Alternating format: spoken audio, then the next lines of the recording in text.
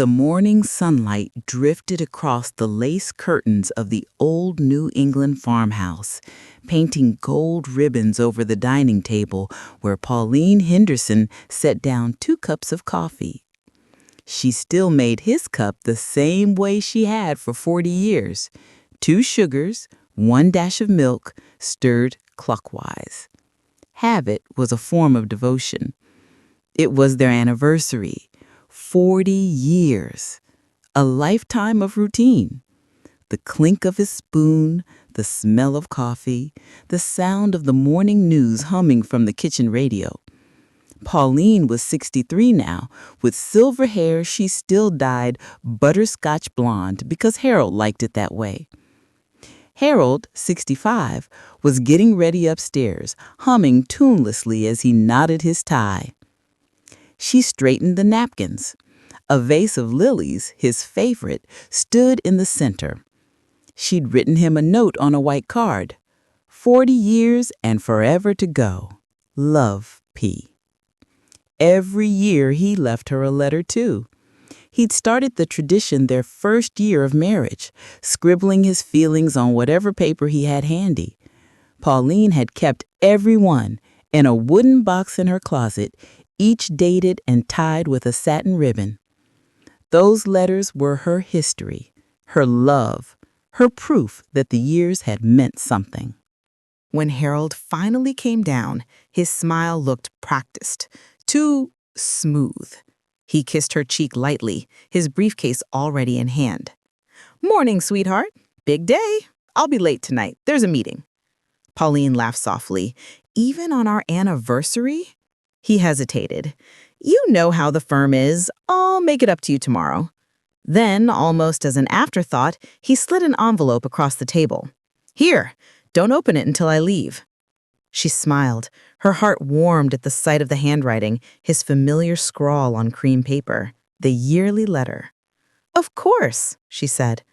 When the front door closed and his car rumbled down the gravel drive, Pauline poured herself more coffee and opened the envelope, smiling already. But instead of his messy handwriting, she saw a logo, a law firm's letterhead. Her eyes scanned the printed words. Then the cup fell from her hand and shattered on the floor. Petition for dissolution of marriage. Her breath caught. It couldn't be. There must be some mistake. But the names were clear. Harold M. Henderson versus Pauline L. Henderson. Filed 3 days ago. Tears blurred the lines. She read again, slower this time. The legal language was cold, distant. It said, irreconcilable differences. It mentioned equitable division of assets. There was a paragraph about the marital residence being awarded to the petitioner. He was taking the house. Pauline pressed a crumbling hand to her mouth. 40 years of birthdays, anniversaries, grocery lists, arguments, and quiet reconciliations, reduced to legal clauses. She stood there for a long time, staring at the papers, her reflection trembling in the spilled coffee. When she finally moved, it wasn't to cry. It was to fetch the wooden box of letters. She carried the box to the kitchen table and opened it carefully, as if unsealing a wound. Inside were 40 letters, each yellowed with time. The earliest ones were written on cheap stationery, back when they couldn't afford much, when Harold still wore thrift store suits and brought home gas station roses. Then the firm had taken off.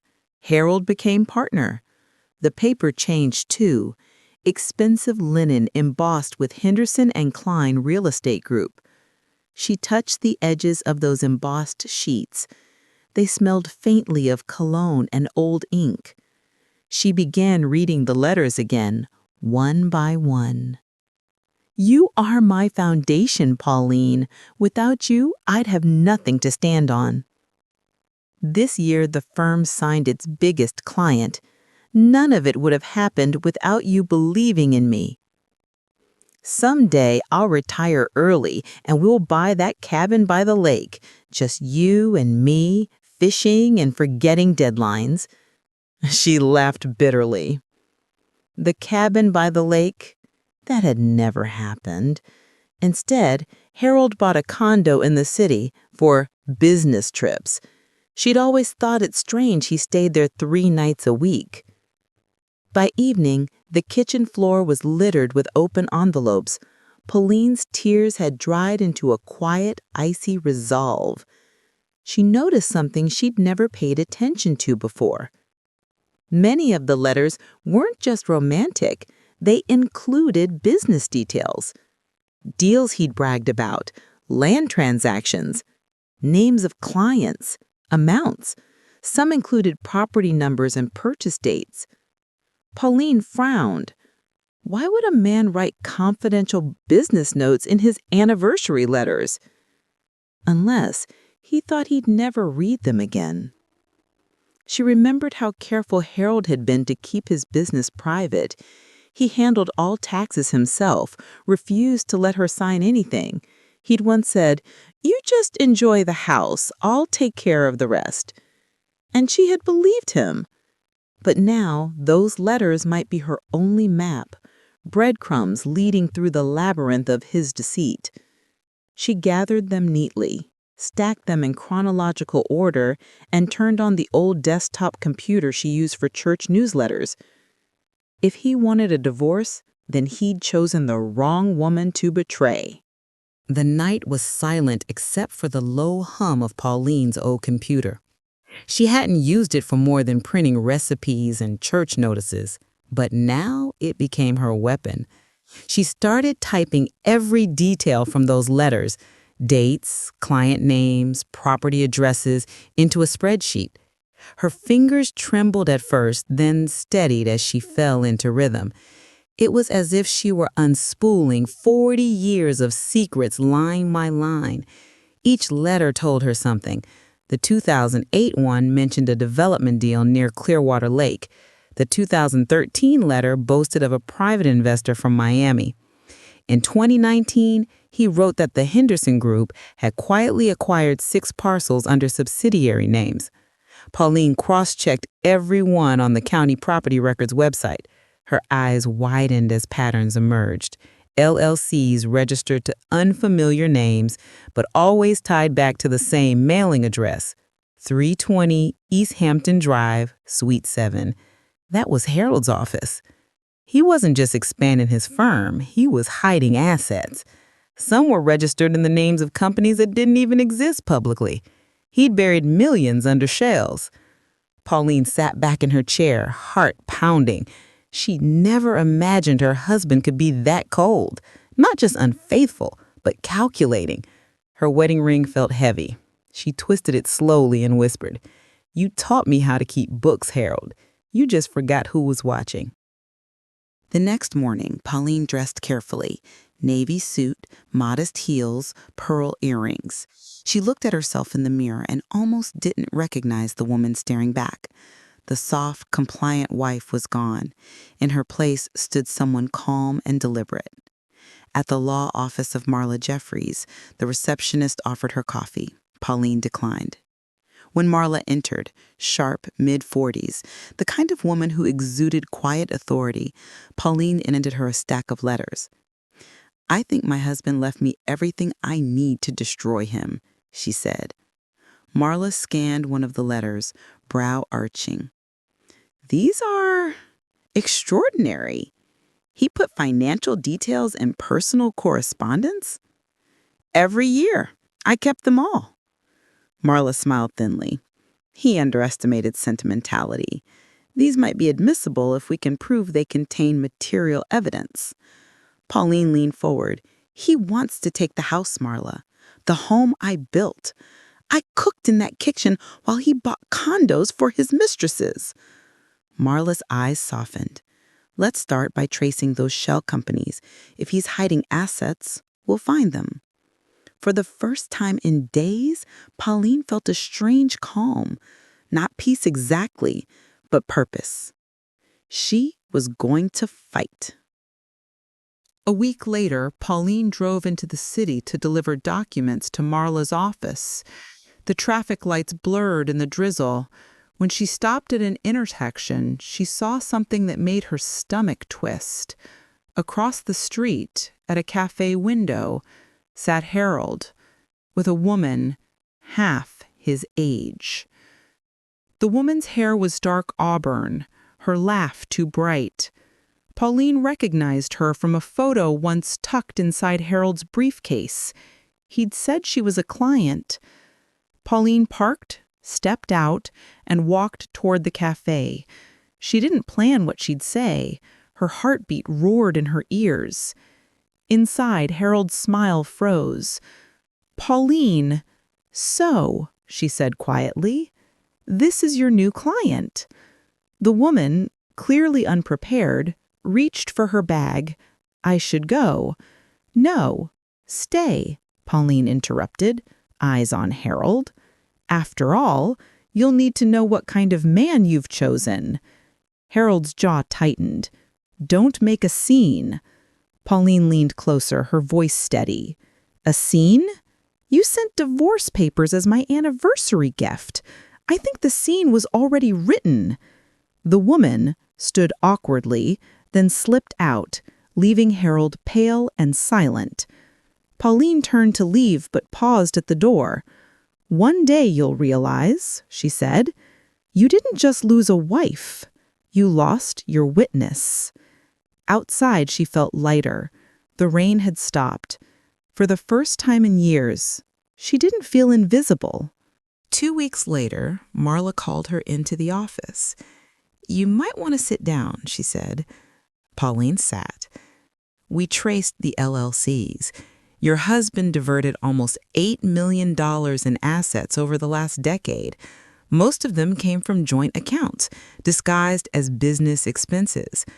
Pauline stared, stunned. $8 million? Yes, but here's the part he didn't see coming. He used the company letterhead for every transaction, and these letters show he mixed personal sentiment with professional matters. That's commingling. It makes everything fair game. Marla slid a thick folder toward her. "We can not only stop him from taking the house, we can take half the assets he tried to hide." Pauline exhaled shakily, hands trembling over the folder. "I don't want revenge," she said quietly. "I just want the truth to matter." Marla nodded. "Then we'll make it matter." That night, Pauline sat in her kitchen again, surrounded by open letters. She reread the one from their first year. "You are my compass, my true north." She whispered, "Then you shouldn't have lost your direction." She poured herself a glass of wine, raised it to the air, and said, "To 40 years and freedom from all of them." The law offices of Henderson and Klein had once been Pauline's second home. She'd visited on holidays, brought lunches, even typed reports when Harold's secretary was ill. Now, she walked through its glass doors as his adversary. Harold sat at the far end of the conference table, his tie too tight, his face drawn. His lawyer, an overconfident man in a slick navy suit, greeted Pauline and Marla with that patronizing smile men reserve for women they underestimate. Marla began without preamble. "Mr. Henderson, we're here to discuss your financial disclosures. Could you confirm this list of assets is complete?" Harold nodded stiffly. "It is?" Marla's brow lifted. "All right, then." She slid a letter across the table, one of the anniversary notes. "This document, written by you, references the Clearwater Lake development. You failed to list that asset." Harold blinked. "That was poetic license." "Poetic?" Marla smiled. "You literally describe buying land under a subsidiary name. Every acre a secret gift for our future." The opposing lawyer leaned forward. "That letter is inadmissible. It's personal." Marla tapped the page. "It's on company letterhead, dated the same week the LLC was registered. That's business conduct, not pillow talk." Harold's face reddened. Marla produced another letter, and another, each one a nail in his coffin. By the time the deposition ended, Harold looked decades older. Pauline stood gathering her papers quietly. As she passed him, she said softly, "Next time you want to hide something, try not to write a love letter about it." The courthouse smelled faintly of paper and dust. Justice had a tired scent, Pauline thought. She sat beside Marla at the front. Harold's side looked thinner now. Fewer lawyers, fewer allies. His mistress, Tessa, wasn't there. Rumor had it she'd left when the accounts froze. The judge, a composed woman with silver hair and reading glasses perched low on her nose, flipped through the files. "Mr. Henderson," she said, "you claim these properties were acquired post-separation?" Harold's voice cracked. "Yes, Your Honor." The judge turned a page. "Yet the letters submitted by your wife show acquisition dates overlapping with joint accounts and marital funds." Harold's lawyer interjected, "Those letters were private communications." The judge cut him off. "They were written on corporate stationery, sir. You blurred the line yourself." Pauline didn't smile. She simply watched as Harold's empire collapsed under the weight of his own vanity. He'd built his fortune on control, on believing no one else could match his cunning. But it wasn't cunning that beat him. It was memory. After hours of testimony, the judge spoke plainly. "The court finds evidence of deliberate asset concealment. Mrs. Henderson is entitled to half of all discovered assets and retains full ownership of the marital home." Pauline exhaled. The words felt like light breaking through fog. When they left the courtroom, Harold tried to speak. "Pauline," she stopped him with a raised hand, "you gave me 40 letters, Harold. I finally learned to read between the lines." Then she walked away. The house felt different now. Quieter, yes, but not hollow. Pauline stood in the bedroom, folding Harold's old suits into donation boxes. The air smelled faintly of cedar and faintly of closure. On the dresser sat the wooden box of letters, tied again with the satin ribbon. She'd kept them all, not out of love now, but as a record of truth. She took one last look at the bed they'd shared, the walls she'd painted, the photo frames she'd once filled with laughter. Then she picked up a pen and a sheet of her own stationery. "Dear Harold, this year I'm writing the anniversary letter. Not because I miss you, but because I owe myself the same honesty you never gave me. You taught me that love without respect is just habit, and that silence is the worst kind of prison. I'm leaving both behind. Don't worry about the house. It will finally be filled with peace. Sincerely, Pauline." She folded it, slipped it into an envelope, and placed it in the box. The 41st letter. The last one. Months later, Pauline drove north through autumn woods. The trees burned in colors of rust and gold, and at the end of a winding gravel road stood a small log cabin, the one she and Harold had once dreamed of buying, except this one she'd bought herself, in her name, paid in full. The lake shimmered beyond the porch, quiet and endless. She unpacked slowly, filling the cabin with the scent of new beginnings, cinnamon candles, books, her favorite quilts. When she stepped outside, the air was crisp, and somewhere across the water, a loon called. Pauline smiled. Freedom didn't sound like applause or victory. It sounded like the wind over water and the heartbeat of a woman who'd finally learned to live for herself. A year passed. On the next anniversary, Pauline sat at the cabin table with her tea and wrote again, not to Harold, but to herself. "Dear Pauline, you survived what should have broken you. You turned pain into evidence, betrayal into armor, silence into voice. You are no longer the keeper of someone else's dreams. You are the author of your own. 41 years, and you finally come home. She folded the note, placed it in the wooden box beside the others, and closed the lid gently. The story was complete. Not the story of a marriage, but of awakening. Outside, the wind moved through the trees like pages turning.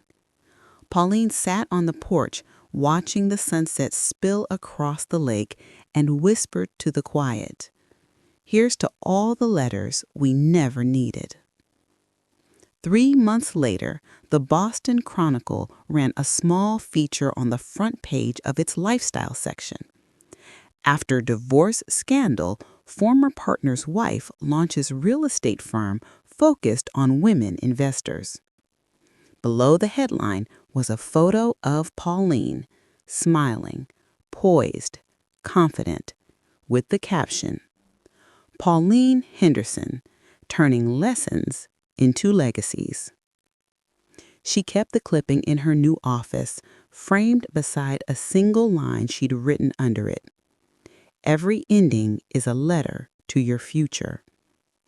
And for the first time in her life, Pauline knew this was not the end. It was only the first chapter she had written entirely on her own. If you enjoyed my story and would like to help me create more, your support through a small donation would mean the world to me. Thank you so much in advance. Now, tell me, what would you have done in this person's place? I'd really love to hear your thoughts, so please share them in the comments below. I'm always eager to know your perspectives and where you first discovered this story. If you'd like to hear more real-life stories like this one, don't forget to like the video and subscribe to my channel. There are many more waiting for you. With warm regards, Rin.